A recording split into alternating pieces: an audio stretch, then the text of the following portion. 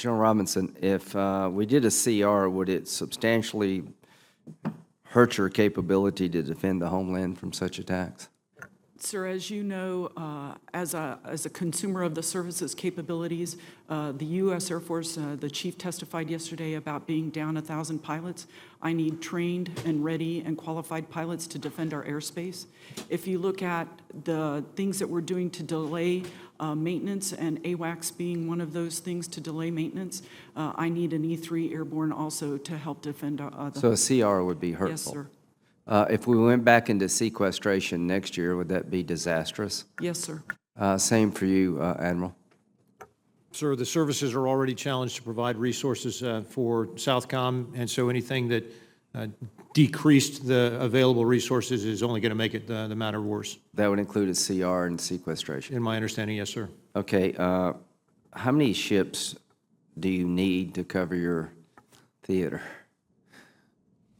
In a, not a perfect world, but in a better world? We've had a long-standing requirement for a combination of medium and high-endurance platforms for as many as 23 surface combatants and accompanying aircraft. How many do you have now? On any given day, probably about 6.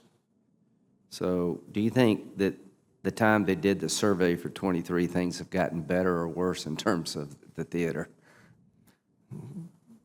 Sir, in that particular regard, they are worse. Okay, so you got 6 ships.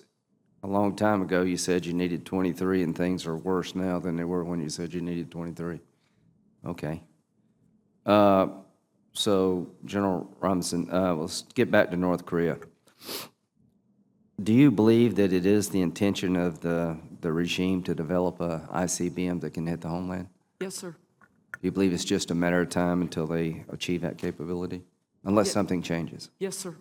Do you believe it's just a matter of time until they can miniaturize a nuclear weapon to put on top of the ICBM? In my discussions with General Hyten, yes, sir. Okay. So I guess there's 2 ways to deal with that threat. Never let the missile program mature to the point it can hit the homeland. That's one. Is that correct? Yes, sir. The other would be to have a missile defense system that could knock it down. Yes, sir. What do you prefer? I prefer both. I agree. That's like the best answer anybody could give.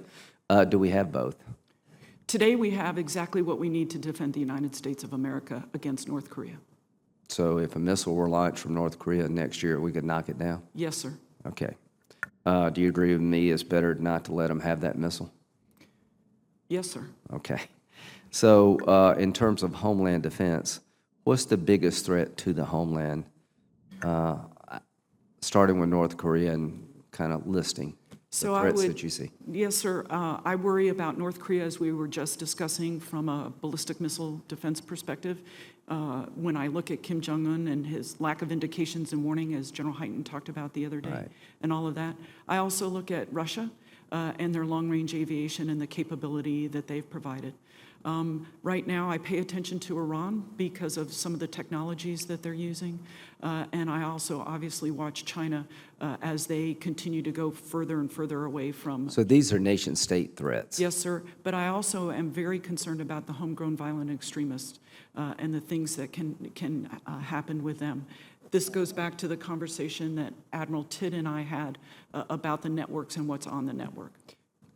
Speaking of emerging threats, are you familiar with the increased use of drones by terrorist organizations?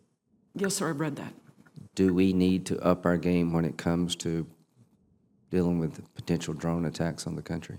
Sir, so as the person responsible for force protection over installations, I pay attention to that each and every day. And I know that the department, we're working very hard on policy on what we do with that. Do you think we need to change our laws at all to be able to deal with this threat? I think we need to understand what it could be and what it could do to each, from an installation perspective, what do we need to Is it fair to say that in 5 years, this threat, if not unchecked, is going to get worse and more lethal? Sir, if you just look at the number of the proliferation of drones itself, and then you add to what you were just talking about, and you mate those two together, I can only imagine. Thank you both very much.